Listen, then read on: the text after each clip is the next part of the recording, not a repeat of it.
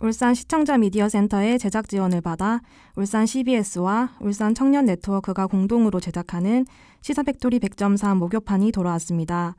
오늘 방송은 지난 2일 수요일에 사전 녹음된 내용임을 청취자분들께 알려드립니다. 코로나19로 인해 진행자 모두 마스크를 착용하고 있습니다. 소리가 다소 먹먹하게 들릴 수도 있으니 청취자분들의 양해 부탁드립니다. 라디오 주파수 FM 100.3으로 방송된 이 내용은 팟빵과 유튜브에서 나울통을 검색해 다시 들으실 수 있습니다.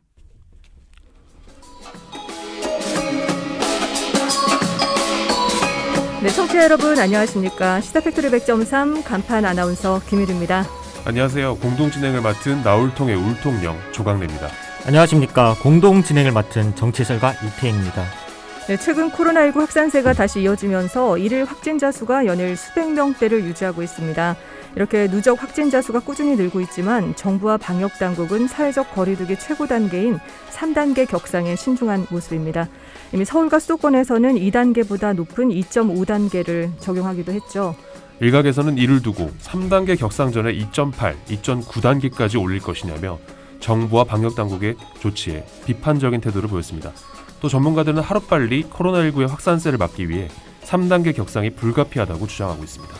정부가 쉽게 사회적 거리두기 3단계로 격상하지 못하는 직접적인 이유는 3단계 격상이 불러올 경제적 타격 때문입니다. 이미 수도권에서 시행 중인 사회적 거리두기 2.5단계로 자영업자들의 피해가 끊이지 않고 있는데요. 한 프랜차이즈 카페 점주는 2.5단계 시행으로 인해 포장과 배달 판매만 가능하다 보니 매출이 급격하게 줄었다고 호소했습니다. 하루빨리 코로나19가 잠식되어 카페에서 커피 한 잔 마실 수 있는 여유를 되찾았으면 합니다. 현재 수도권은 사회적 거리두기 2.5단계 시행으로 준 3단계 상황인데요. 감염 차단 효과와 경제 파탄 문제가 극명하게 대비되고 있습니다. 사회적 거리두기 3단계로 격상되면 울산 지역도 그 범주에서 벗어날 수 없는데요. 그래서 오늘 세울정에서는 코로나19 대응 사회적 거리두기 3단계 격상을 주제로 토론을 진행하려고 합니다. 세울정의 주인공 오상택 박사와 최권 변호사 스튜디오로 모셨습니다. 두 분 안녕하세요. 예, 안녕하십니까. 안녕하세요. 세울정은 한 달에 한 번 진행되다 보니까 두 분을 스튜디오에서 볼 때마다 매번 오랜만에 뵈는 것 같습니다. 이 청취자분들도 마찬가지실 것 같은데요. 이 두 분 시사팩토리 100.3과 나울통 청취자들께 간단한 소개와 인사 부탁드리겠습니다.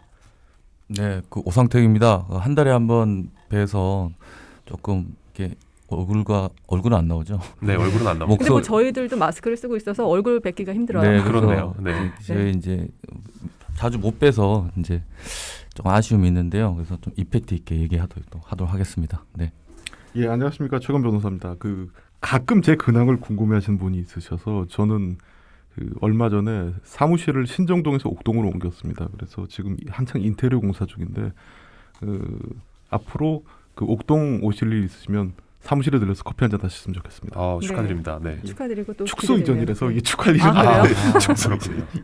네, 그러면 이제 본격적으로 토론 시작하기 전에 제가 오상택 박사님께 물어보고 싶은 게 있습니다. 네, 맞습니다. 이번에 코로나19로 인해서 민주당 전당대회가 비대면으로 진행됐죠. 네, 네. 유례 없는 온라인 전당대회 어떻게 진행되는지 좀 말씀 좀 부탁드릴게요. 네, 뭐 이제 결과는 다 아실 거라고 보는데요. 이낙연 이제 그 당시 후보가 60.77% 큰 차이로 당 대표가 되셨잖아요. 네. 그러니까 초기부터 대세론이 좀 형성돼서 좀 이렇게 전망하게 1등 후보 당 대표 후보를 전망하기가 좀 쉽다고 이렇게 많이 얘기를 했었고요. 그런데 이제 그 당 대표 선거운동 기간 동안 좀 많은 일들이 있었지 않습니까? 이제 뭐 홍수 피해라든지 또 코로나19가 갑자기 또 크게 확산되고 그리고 또 이낙연 후보가 또 자가격리되는 그런 그래서 그 이제 당 대표 선거 자체가 조금은 이렇게 이슈를 좀 보지 못하는 그래서 소위 말하는 컨벤션 효과가 좀 많이 일어나는데요. 큰 선거를 하게 되면 근데 좀 컨벤션 효과가 조금 나타나지 못했던 그래도 좀 아쉬움이 있고요. 근데 개인적으로는 좀 선거 기간이 너무 좀 길었어요. 한 달 가까이 선거 기간이 되다 보니까 좀 이슈를 좀 많이 가져오지 못했던 그런 경우인 것 같습니다. 그래도 당 대표 후보의 세 분이 출마하셔서 또 이낙연 후보 당선됐고 또 당에 지금 또 막중한 또 임무가 있으니 잘 이끌어 가시기라 또 믿어 의심치 않습니다. 네. 네. 그럼 새로 선출된 민주당 대표는 코로나19에 대한 대응책으로 어떤 고민을 하고 있나요? 가장 시급한 게 지금 코로나19의 이제 진정세를 이제 만들어내는 게 가장 우선적이 아닙니까? 모든 행정력을 다 동원하고 당력을 다 집중해서 이 코로나19의 확산세를 좀 꺾어내는데 최선을 다해야 되지 않는가 생각 들고요. 그리고 이제 이제 거기에 이제 반대로 같이 오면 이 경제적인 이제 파급 효과, 이제 경제 위기 이상을 또 어떻게 좀 다시 부응할 수 있도록 만들 수 있을까요? 이 두 가지의 방점을 두고 총집중하지 않을까 저는 이렇게 생각하고 있습니다. 네. 네. 최건 변호사님께 이어서 질문 드리겠습니다. 이 코로나19 확진자 발생으로 지난 27일부터 29일까지 나흘간 국회가 일시 폐시되면서 지난 8월 27일 미래통합당이 이 비대위 회의를 온라인 비대면 화상회의로 진행했습니다. 여기서 김종인 비대위원장이 코로나19 확진자가 더 많이 늘어나기 전에 좌고우면 하지 말고 3단계 거리두기를 해야 된다라고 주장했는데요. 이 화면 보셨나요? 이 청취자들께 화면 안팎 분위기 좀 전해주시겠습니까? 예, 제가 직접 화면을 보진 못했습니다. 근데 제가 며칠 전에 27일 며칠 전에 사실 국회에서 열린 당 특위에 참석을 했습니다. 참석을 했을 때 봐도 다들 참석자들이 간격을 이렇게 띄우고 마스크를 쓰고 서로 토론을 해서 사실 뭐 얘기도 들리지도 않았는데 서로 좀 조심하는 분위기가 있었습니다. 특히 또 미래통합당 같은 경우는 그러니까 정부 여당이 지금 8.15 광화문 집회와 관련해서 좀 책임을 돌리려고 하는 이런 그 미래통합당 입장에서는 좀 부당한 프레임을 씌우는 걸 좀 경계하는 차원에서도 더욱더 조심하고 있는 것으로 보입니다. 네. 그러면 본론으로 들어가 볼게요. 우상택 박사님, 사회적 거리두기 네. 2단계와 3단계 뭐가 다른 건가요? 네, 2단계, 3단계 차이를 좀 제가 설명을 드리면요. 2단계는 이제 불효불급한 외출이나 다중시설을 자제하는 겁니다. 근데 3단계는 필수적인 사회 경제활동 외에는 원칙적으로 모든 걸 금지하고 있습니다. 그리고 2단계에서는 집회 모임 행사가 실내에서는 50명 정도까지 가능하고요. 실외에서는 100명 이상은 이제 금지하고 있습니다. 3단계에서는 10인 이상 모이는 것 자체를 금지하고 있습니다. 그리고 2단계에서는 스포츠를 무관중 경기로 진행하지만 3단계에서는 아예 경기 자체가 이루어지지 않습니다. 네. 그리고 2단계에서는 고위험 시설의 운영이 중단되고 시설 방역 수칙의 준수가 강화됩니다. 그렇지만 3단계에서는 고위험 시설 운영이 완전 중단되고요. 그 외에 방역 수칙을 강화되고 9시부터 운영이 중단되고 지하시설은 중단을 완전히 검토하게 됩니다. 그리고 이제 2단계에서는 등교나 원격 수업을 이렇게 진행하고요. 그러니까 축소 수업 지금 이렇게 많이 하고 있었지 않습니까? 근데 3단계에서는 원격 수업만 가능하고 휴업까지 진행되고 있습니다. 그리고 2단계에서는 재택근무로 가능했지만 3단계에서는 필수 인원 제외해서 모두 다 재택근무로 가야 되고 그렇습니다. 2단계는 어느 정도 탄력적으로 제재가 들어간다면 3단계는 완전 제재, 경제 문화활동, 학교 수업까지 완전 폐지라고 보면 되고요. 네. 소위 말하는 셧다운 상태가 된다 이렇게 말씀드릴 수 있습니다. 네. 그렇군요. 네. 최건 변호사님, 그럼 3단계로 격상하는 기준은 어떻게 되나요? 예, 여러 가지 점을 고려하겠지만 나와 있는 정부 발표하는 100명 이상 확진자가 매일 100명 이상 발생하고 이게 2주 이상 발생을 해야 됩니다. 그러니까 지금 현재 최근 한 일주일 사이에 매일 확진자가 한 200여 명 나오는 걸로 보아하건대 어느 정도 요건은 갖추지 않았나 이렇게 생각하고 있습니다. 네, 그럼 이제 사회적 거리 3단계 격상을 놓고 광복절 이후로 2주 넘게 논의가 계속되고 있습니다. 두 분은 그 이유가 뭐라고 생각하시나요? 우리 최건 변호사님 먼저. 예, 사실 정부 입장에서는 아까 말씀드린 것과 같이 자영업자나 소상공인들의 특히 그러니까 경제적 피해가 크고 특히 그 피해는 소상공인 자영업자들이 크게 피해를 받기 때문입니다. 특히 아까 오상태 박사님 말씀하셨다시피 식당 같은 경우 지금 수도권에서 실제로 2.5단계일 때도 9시가 넘어서는 사실 식당 영업도 좀 못하고 있고 그리고 커피숍 같은 경우도 프랜차이즈 커피숍은 테이크아웃 외에는 사실 안에서 못 마시게 됐습니다. 이러다 보니 당장 매출이 떨어지는 것도 당연하고 그리고 전반적으로 소비도 줄어들게 됩니다. 그렇기 때문에 흔히 말해서 경제 규모도 줄어들 뿐 아니라 줄어진 손해는 사실 제일 크게 입는 게 소상공인 자영업자가 있기 때문에 여기에 되게 조심스러운 입장으로 보입니다. 네, 제가 설명드리면 사실은 이제 방역을 저희가 철저히 해 나가는 게 중요합니다. 그래서 이 코로나 지금 19 확산세가 너무 이렇게 심각하게 진행되고 있지 않습니까? 그래서 이제 방역을 우리가 높은 시민 의식을 통해서 이렇게 만들어 나가야 할 우리가 또 과제가 되고 있는데요. 근데 3단계로 만약에 진행을 해버리면 이게 아까 제가 말씀드렸죠. 셧다운이 됩니다. 셧다운. 우리 최건 변호사님 잘 설명해 주셨는데 이 경제 자체가 올스톱이 됩니다. 그럼 가장 먼저 피해를 볼 수 있는 우리 그룹을 보면 이제 소상공인들, 영세 자영업자 우리 분들이 네. 가장 큰 피해를 보게 되죠. 울산 같은 경우는 이렇게 지금 명천이나 무거동 일대, 성남동, 그리고 삼산동, 무거동 이 일대를 보면 이렇게 그러니까 우리 자영업자들이 많고 그리고 소상공인들이 굉장히 많지 않습니까? 그들한테 막대한 피해가 오지 않습니까? 그래서 그런 피해를 좀 막기 위해서는 좀 신중하게 좀 결정해야 된다. 그래서 경제적인 문제를 고려할 수밖에 없기 때문에 이 정부 차원에서는 2.5단계 뭐 이렇게 말을 하면서 단계를 좀 높여가면서 3단계 좀 신중하게 좀 가고 있지 않는가 이렇게 좀 말씀드릴 수 있습니다. 네. 네, 그럼 두 분은요, 이 사회적 거리두기 3단계 격상에 대해서 어떻게 생각하세요? 두 분 다 뭐 소상공인이나 뭐 자영업자한테 피해가 간다 이런 건 우려하고 계시잖아요. 제가 설명드리면 3단계를 좀 신중해야 됩니다.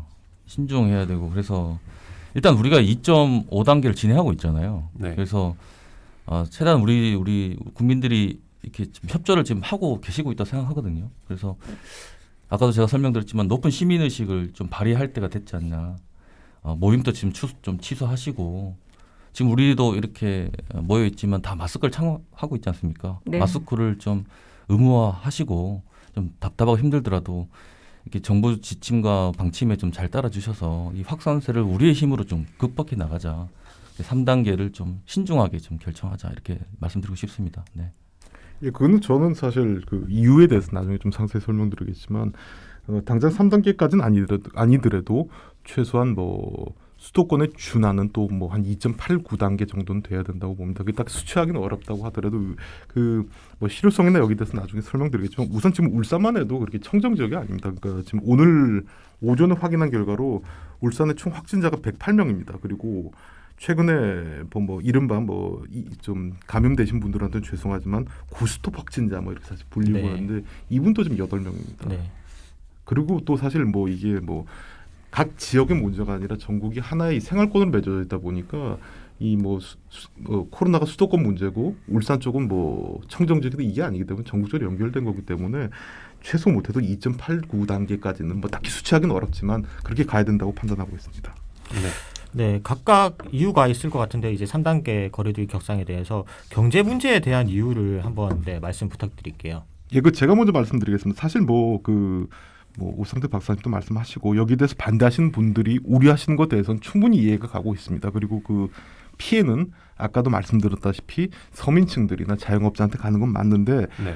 이분들의 피해 제가 말씀드리고 싶은 건 이분들의 피해를 줄이기 위해서는 조금 당분간은 좀 어렵더라도 최소한 빨리 이게 축소시키는 게 이 코로나 사태를 빨리 진정하고 축소시키는 게 오히려 그분들에게 더 도움이 되지 않겠나 싶습니다. 그리고 장기화되면 장기화될수록 자영업자들한테 더 큰 손해라고 봅니다. 사실 이건 사실 올 초에도 지금 많은 분들이 지적하신 건데 코로나가 사실 이렇게 확산될 때까지도 정부의 사실 초기 대응이 사실 조금 미흡했던 건 사실입니다. 그리고 네. 특히 중국인 입국 금지와 관련해서 뭐 거기에 대해서는 뭐 옳다 그렇다 지금 얘기하는 건 좀 그렇지만 그 당시에도 그런 얘기들이 상당히 많았습니다. 그래서 사실 좀 늦었습니다. 그리고 가장 큰 이유는 지금 코로나가 지금 증상이 어떻게 되고 발생 원인도 아무도 모릅니다. 그 기억나실지 모르지만 올해 겨울 되면 뭐 코로나는 더위에 약합니다. 뭐 이런 얘기가 있지 않았습니까? 근데 그 더위랑 아무 상관없다는 게 사실 지금 증명되고 있거든요. 그러니까 이런 사태에서는 최대한 빨리 기간을 단축하고 이런 게 그러니까 길게 본다면 그분들한테 유리할 거라고 생각하고 있습니다. 최강 변호사님의 조금 오류가 있는데요. 중국 문제 이런 얘기는 좀 잘못된 것 같고요. 이 코로나가 지금 확산되는 막는 건 다 자명한 사실 아닙니까? 그러니까 높은 시민 의식이 필요한 시기입니다. 광화문 집회로 시작했던 2차 유행 지금 다가오고 있고 지금 심각한 단계로 가고 있습니다. 특정 종교의 그 문제 우리 언론에서 다 보고 있지 않습니까? 그런 높은 시민 의식들이 필요하고 집회 시위 자유가 헌법에 보장됐다는 이유로 이렇게 자꾸 나가시고 이게 좀 문제가 있다고 생각합니다. 헌법에 보면 헌법 37조에 의하면 국가의 안정 보장과 질서 유지, 공공복리를 위해서는 법률로서 제한할 수 있다 합니다.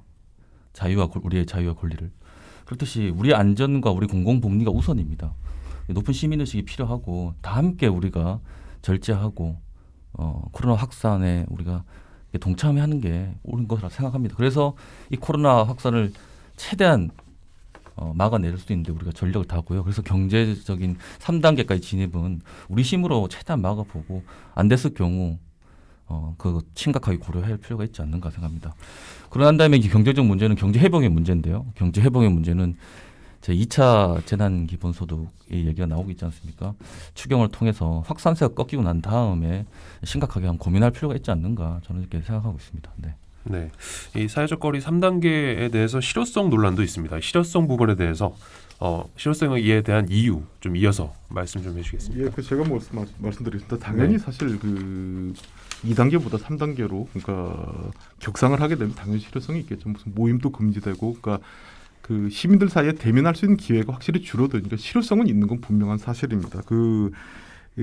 아까 말씀드렸다시피 지금은 사실 저는 사실 이렇습니다. 그러니까 이 사태가 지금 계속 그러니까 지금 언제까지 퍼져 나갈지도 모르고 지금 사람들이 하는 얘기가 이 코로나 언제까지냐.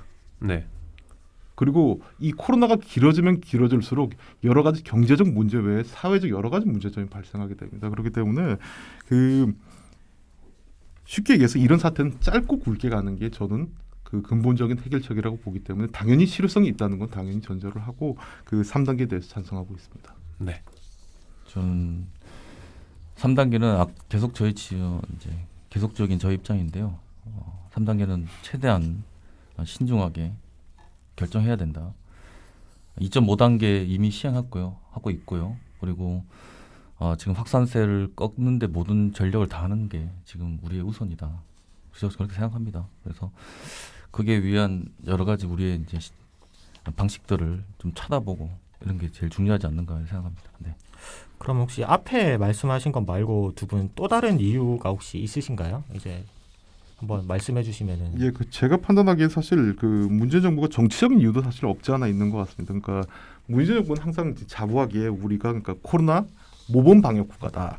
그러니까 코로나 사태에 잘 대처했다고 자부하고 있습니다. 근데 여기에 대해서는 많은 분들이 그렇게 생각하시는 분들도 있고 그렇게 생각하시지 않는 분들도 있기 때문에 거기에 대해서 말씀드리지 않겠다마는 3단계로 격상했다는 얘기가 이 스스로 그러니까 모범 방역 국가란 얘기를 그러니까 모범 방역 국가였다는 얘기를 다소 퇴색시키는 결과를 가지고 있다. 그렇기 때문에 정부 입장 상당히 부담입니다. 그리고 가뜩이나 지금 경제도 어렵고 부동산 문제나 이런 거가 있는 상태에서 더 아까 말씀하셨다시피 3단계가 되면 경제가 더 어려워지는데 그러니까 민심 이반을 더 걱정해가지고 사실 3단계 격상에 더 소극적이지 않나 이렇게 판단하고도 있습니다. 네.